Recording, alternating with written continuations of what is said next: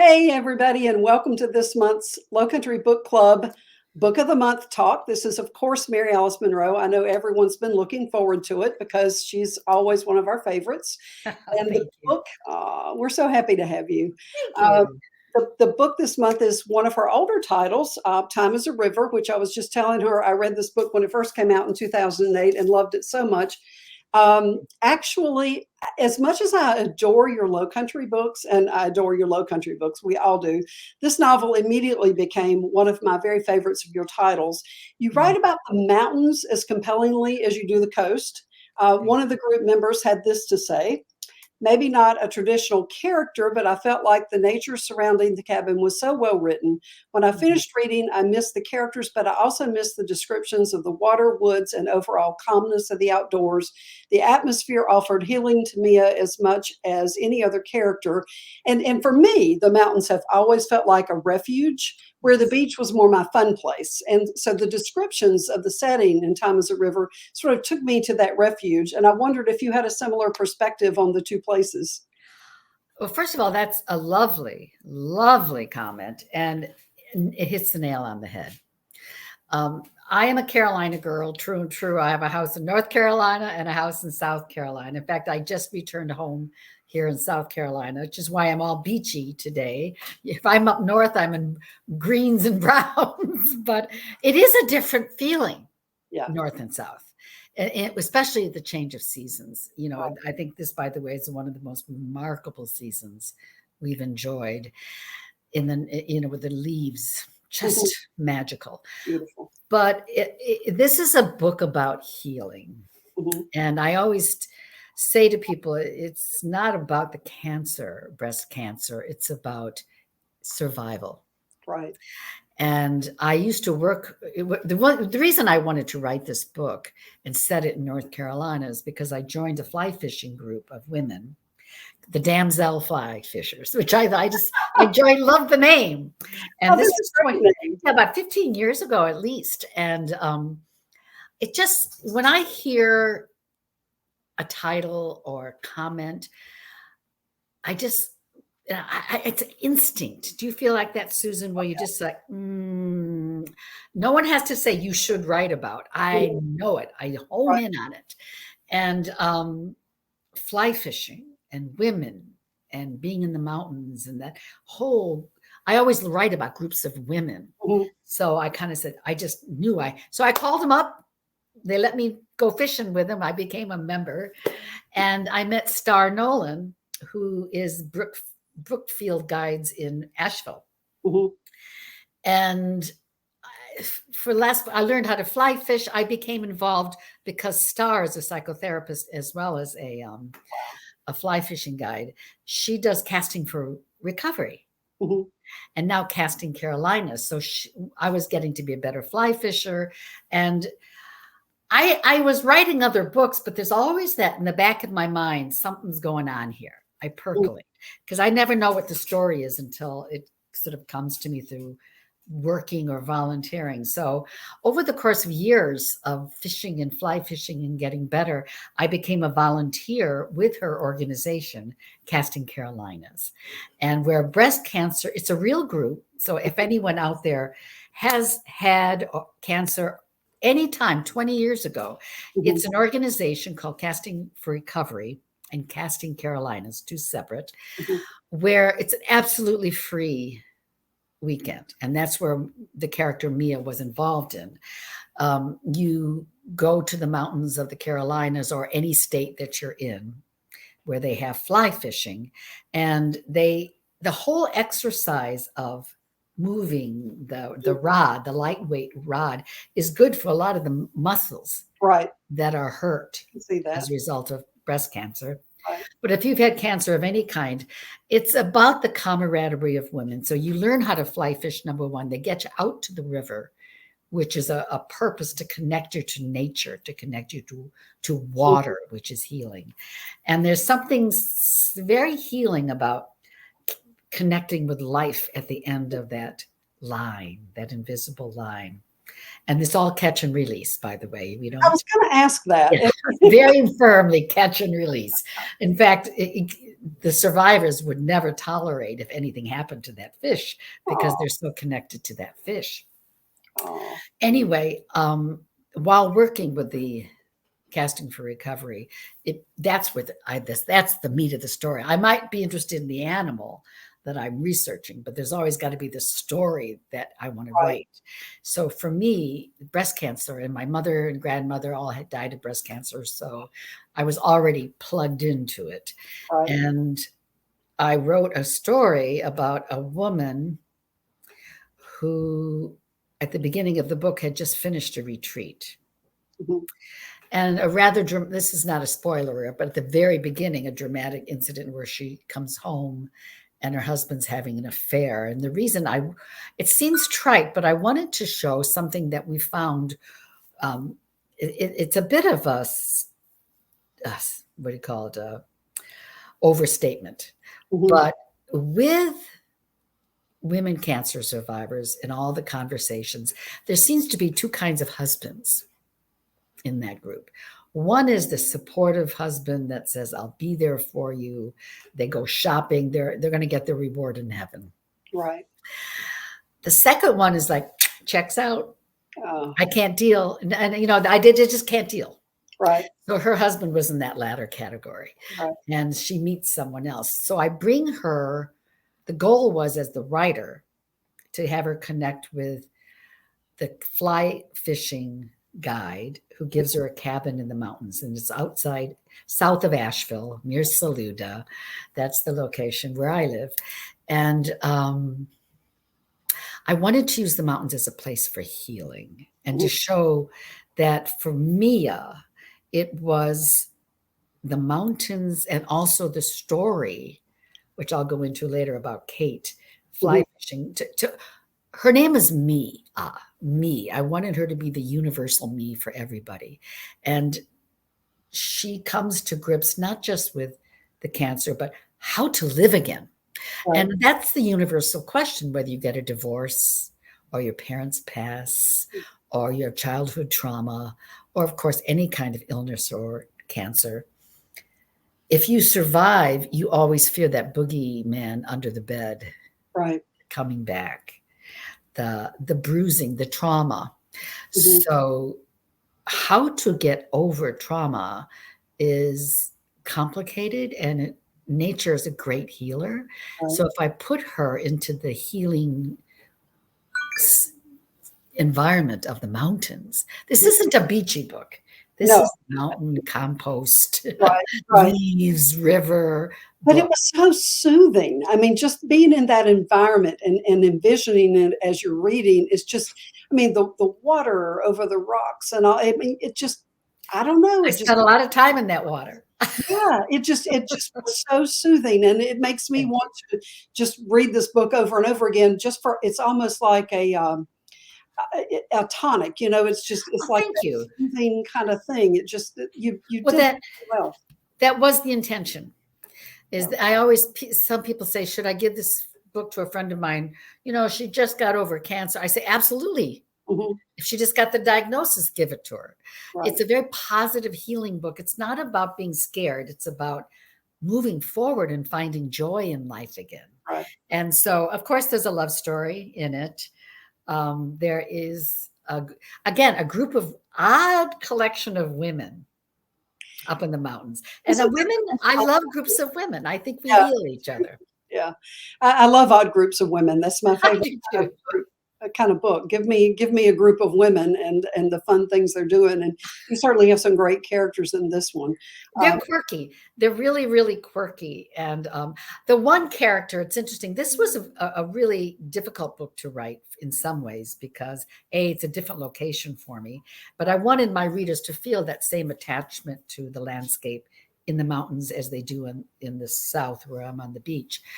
It's always, to me, the landscape. I want my readers to come experience what I'm experiencing so that the reader feels, I want to go experience that too. I'm going to go to the mountains. I'm going to go to the beach to feel it for myself. And I love it when they do. So what was interesting about this book was the character Kate Watkins is the historical character.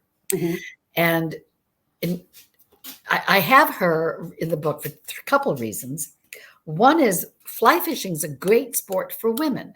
You always see Brad Pitt out there, you know. Well, first of all, the rivers of North Carolina are not like the rivers out in the West, but they're soft, they're gentle. Right. But women tend to be really good fly fishers because it's not about muscle strength. It's about, you know, practice and the stroke. It's sort of like a dance. Right. And so there's that. Number two, Asheville, interestingly enough, in the 20s, after the crash, is one of the very few cities in the United States to pay back all the loans that they had. So Asheville was just like most of the world collapsed by 1929. But I wanted to show a family how they survived. And so she's 1929. And she was based on a real, oh, sorry about that. Let me just hang that up for you. It's probably spam. I'm sure everyone who's listening can appreciate that. Oh, I'm sure. But in the story, she was based on a real woman who was a fly fishing woman in the 1920s who wrote about it. And she was such a great character that when I handed the book in the first novel, you'll love this, Susan. It was in two dialogues, one with Mia and one point of view of Kate. So it was dual timeline. Well, the editor read it and said, Mary Alice, I don't care about Mia. All I care about is Kate. She's so great. And I think that's a problem for the novel because so she was absolutely right. And I always said, I want to be Kate Watkins when I grow up. That's how I want to be when I come she's back. a great character. She really is. She's just so cool. So what I did is I took that book and I pulled my hair out. And this was my first book for Simon & Schuster. So it had to be good, right? So I decided to have Kate, the character, only represented through secondary sources. So Mia gets up to the mountains and she finds her diary. She goes through, I'm old. I know what microfiche is. We had no Google. But if you're laughing, yes, we know what microfiche is. Yes. That's how I did all my research when I was young. And through talking to people. So in this small town, they're talking the gossip. So she learns about this incredible woman through secondary sources. And it's so much fun to bring that in the book. And Kate becomes this luminary character. But at the same time, you care about Mia. Yeah. And Kate isn't allowed to take over because she's not on stage. Yes. Only and for all you young writers out there, you are the author. You play God, so you get to create the story, and you tell some people. I always wonder when some writers say, I just let the characters, I just follow them and write. I'm not what. That's not me. I let them tell me things, and I go in different directions. But I always bring them back if they need to be brought back. But this was the toughest one for the editor to actually say, can you rewrite the book? Wow. And I almost didn't. Oh, no. Well, I'm very glad I was convinced. Yeah. Oh. Yeah, you have to have a good editor. I'll tell you, in all the books that I've written, I've been blessed to have had really great editors. And I'm writing this new book now with a new editor who's really great. And a good writer is a good listener. And I say that because not just for your editor, but what people say around you, you know what you're listening for. Right. And when you hear it, it's like, okay, that's it. So same thing with an editor. If an editor who wants the book to be the best it can be, if she says, I don't care about Mia because you can write a book about Kate if you want. Right. But right now, let's write about Mia. And she was right. Right. You got to take your ego away a little bit and what's best for your novel. Right. And sometimes it's really hard to see. You're so close to it. But I think Kate's a wonderful character. And I don't know, maybe you think Kate may have her own book at some point? If I was younger, yes. Okay. Honestly, Susan, I have So many, I've written a lot of books. You have. And I think if I go back to any other books, it'll be The Beach House, because I promised another Lowcountry series books. We are making a film. I haven't made it formally announced yet, but Oh, well, Andy McDowell and I, no formal announcement, are making Lowcountry Christmas together, and hopefully a little more. But I'll talk more about that when I'm actually allowed to. okay. But Don't say anything. yeah, I said nothing. I said nothing. It's, But it's crazy. those two series are the ones that if I go back, I'll write on those two. Right. I have so many books that are just dying to come out Mhm. that it's going to take me a while to get through them. Well, So let's skip ahead to that. We'll skip back because the number one question that we have from the group is, will there be any more Beach House installments? And I think you just addressed that. yeah, I Someone, hope so. I can't say when though, Susan. yeah, It's I'm finishing up 2 books, mhm. big. It's an epic story, one story. Oh, tell us about that. Well, I can't talk about it too much because we're sort of in the middle deciding will it be one book, big book, or 2, Okay. and we'll decide what's ever best for the book, and Okay. with my readers in mind But too. you have not new adult, but a new adult All book. adult novel, yeah. I'm just finished up my last. Okay, I just finished up Shipwrecked with Angela May, Mhm. and that is the end of the trilogy for Ah, middle grade. I really wanted to write for kids. mhm. It was the right time for this series. Right. I wanted grandparents and parents to connect with kids about nature. It's sort of the same thing I'm trying to do with adults for kids. Mhm. But the trilogy is done, and I am done. So And it's it's all adults from we here. love it, but we want your next adult book, Yeah, okay? I know. I got that message. But I've been working very hard on this novel for about 4 years, Wow. and it's done. I mean, the first draft of book 1 is done. Mhm. And now I'm working on book 2. And when we're making some pretty major decisions now, but in the early next year, we should be able to make announcements. But Okay. I'm really thrilled with it. So this I think it's epic. It's epic. it's something set in the Low Country, yes? And it's a Southern novel set in the Low Country in the Ace Basin, which is between Charleston and Beaufort. So it's my neck of the woods. Mhm. And it's pretty much everything I've wanted to say for 20 years. Oh, well, So I can't wait to read it. I'm not rushing this one. I know I say this with confidence. It's probably one of the best things I've ever done. And Oh, I just feel it's a Mary Alice Monroe novel. I'm not changing who I am as a writer. It's my novel. mhm. It's just bigger. Does that make sense? Yeah, The absolutely. concept is bigger. So Mhm. I'm not rushing it. It's just, but I think my readers will be glad I didn't. Oh, I'm certain we're gonna love it. I can't wait. Thank you. Um, I'm okay, excited. so And then after that, like I said, I don't know what I'm doing. I've got crazy ideas. So hang in there with me, kids. We're oh, going to have a good we time. can't wait. Wherever you want to go, we will let you take us. Absolutely Thank you. convinced of that. So back to Time as a River. Someone Yes. else said, I love the ending of the book, a hopeful future for a woman going through divorce, not Mm. an immediate wedding, perfect way to end a great book. But then someone else comes behind it and said, will we get to see more of Mia? And I know that every character you write, we always want more I of. know. But yes, more Mia is another request. So you're thinking, Well, no, let me say something about that. tell us. I don't intend to write about Mia, Mm. but let me explain the ending and without exactly telling you, in case you haven't read the It's book. okay because we've read it. Oh, you've read it. At Okay. this point, Well, yes, we've read the book. We've been talking about it all month. So thank you. they Thank you. know it. They know there'll be spoilers. Everyone knows there'll be So Stuart, I mean, who wouldn't fall in love with Stuart, right? He's exactly. just a great guy. He's a low country. Oh no, he's actually not a low country guy. He's an upcountry But he's a boy. Carolina boy. He's a Carolina boy.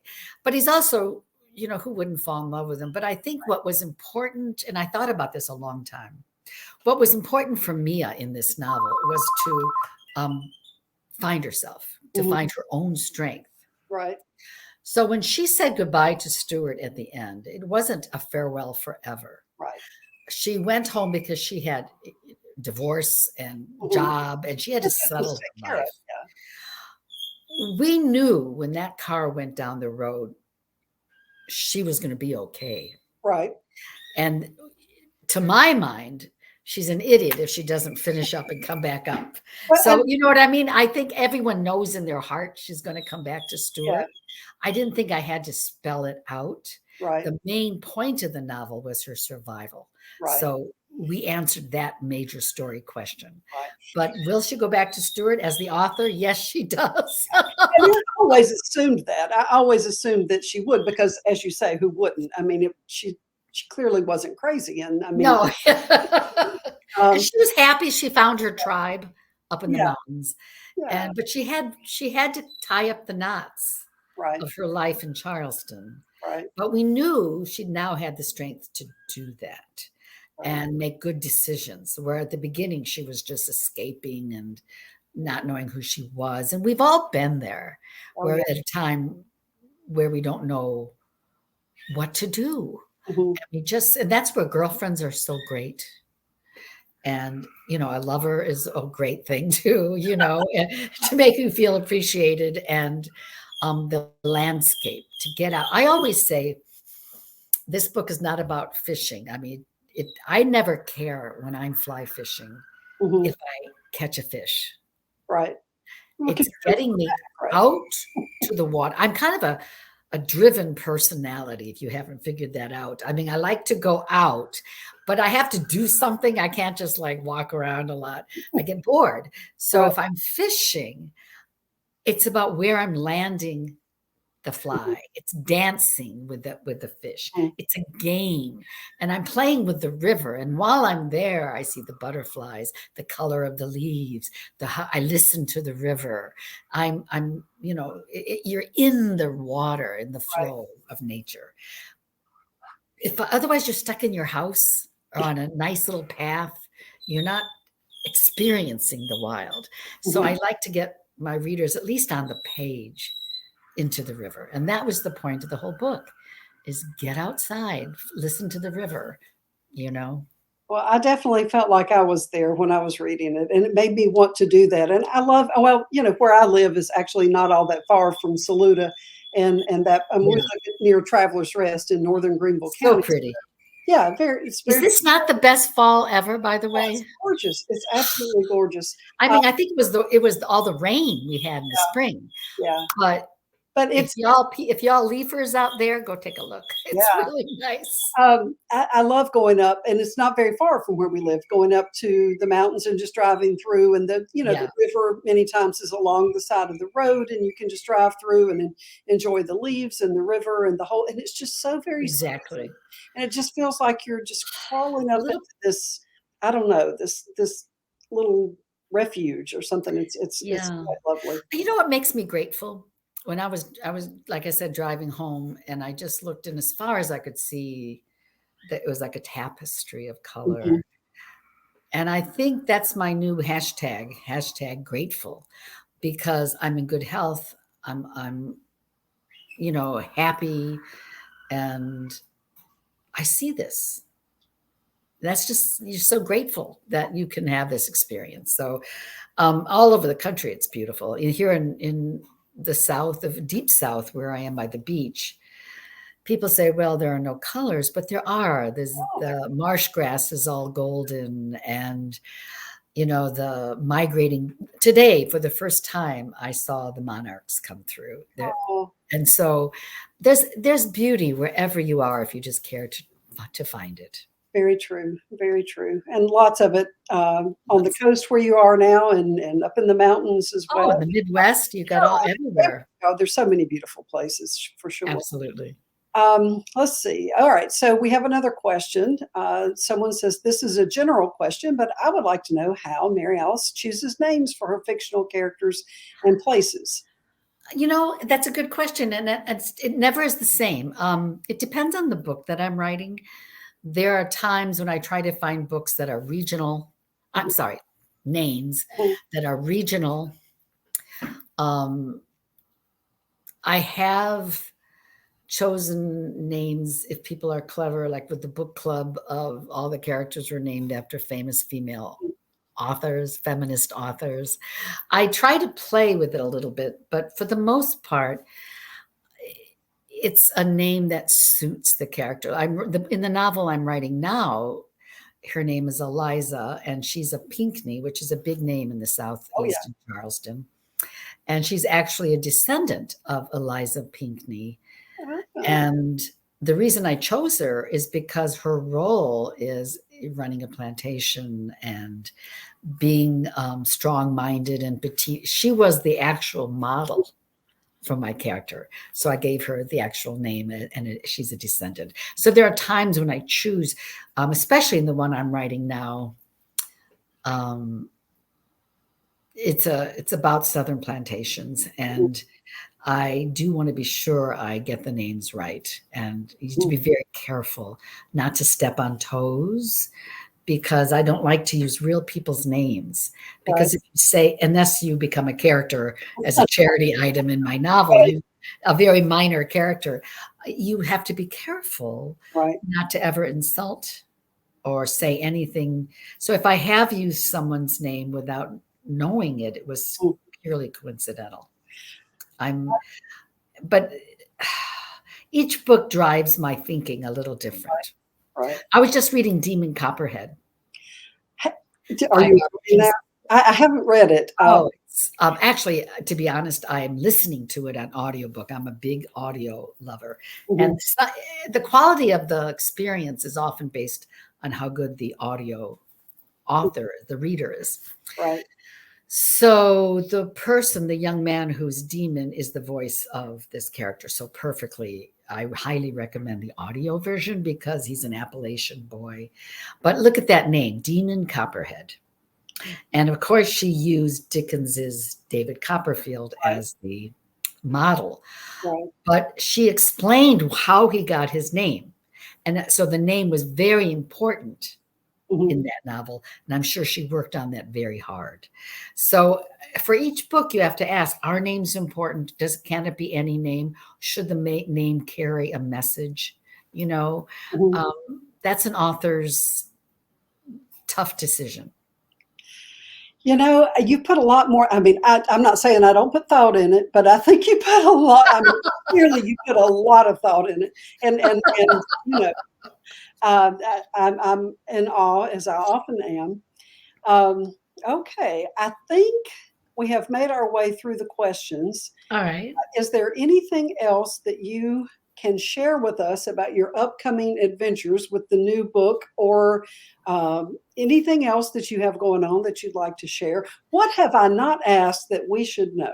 Okay, boy. Well, I realize I've gotten letters from people, and I thank everyone for reading the middle grade novels, which you don't dumb down a book, first of all, for middle grade. The issues, the grandmother, and the next one is about survival, shipwrecked, and it's probably the best of the trilogy. It was because you're dealing with a lot of hardcore emotional issues, but you are very mindful when you're writing for children of the vocabulary and the length of the sentences, those kinds of questions, but not so much um, dumbing down, never. But I'm done, like I said, and I really feel I wish I was. Oh, I'm slower, and I just take more time now. I'm not under the book a year, Right. which I loved as an author, writing a book a year, because I had a mission for Mhm. 20 years, Susan. I Wow. did this mission, a conscious decision that I would write books set against an environmental question or animal that Mhm. I wanted to discuss, to share with my readers. Right. But I never wanted to hit them over the head with it. It was always a backdrop, Mhm. because if they want to read the nonfiction, they can go from a novel to Right. nonfiction. And one of the reasons I love Crawdads Sing, Where the Crawdads Sing, is that I was always asked to take more science out of my books, because, readers don't want to read that. And Delia was her first novel, and she just put it in there, and people loved it. So Delia is a good friend of mine now, and I just love her because I said, thank you. You showed that people do want the more knowledge in there. Mhm. So I'm having fun putting that all in. But the book a year was hard to Right. maintain with the research that I did. And thank goodness I'm a fast writer. But now I'm of a certain age and of a temperament where I finished 20 years with that last beach house, and I kind of put the book up on a shelf. Mhm. So the book that these next two books, or one big one, has setting, but it's much more about a woman's life. Mhm. I'm saying different things now. This is what I want to say to my readers at this point in my life. And it's something that's very personal. Mhm. And I'm enjoying that aspect of, I think it's called wisdom, hard won at a certain age. And if you're all of a certain age, you know what I'm talking about. Things I didn't even know how to say at 40, I can say now. And I'm aware of the clock ticking and the marginal years. Mhm. And I'm aware, as most women are, that there's a legacy involved of who we were. And the ones you want to know that legacy are your children and your grandchildren. Those are the ones we are speaking to in our final years. And so I'm touching on all those touchstones Mhm. in this novel. And so it's different, but it's still me, and the setting is so important. After that, I have a couple things cooking, but I don't dare mention them. Okay. Well, we'll have you back when this next book comes out, or probably Oh, before. thank you. I hope so. We'll talk again soon, probably sooner than it. Time is just moving so fast right now, but it'll Yes. probably seem like a blink of an eye. We'll be talking again, and maybe you can tell us more. Thank you. And thank you all for reading my books. I'm always grateful. Hashtag grateful. Oh, well, we are grateful to have you. Thank you so Thank you. much for doing this. It's always a pleasure to have you in the group. Everyone always looks forward to it. We love your books. We love having you in, and we appreciate your time. Well, I love you, Susan. You're the best. And I'll see you at Christmas. All right. I'm All looking forward. right. Take care. Bye. Bye-bye.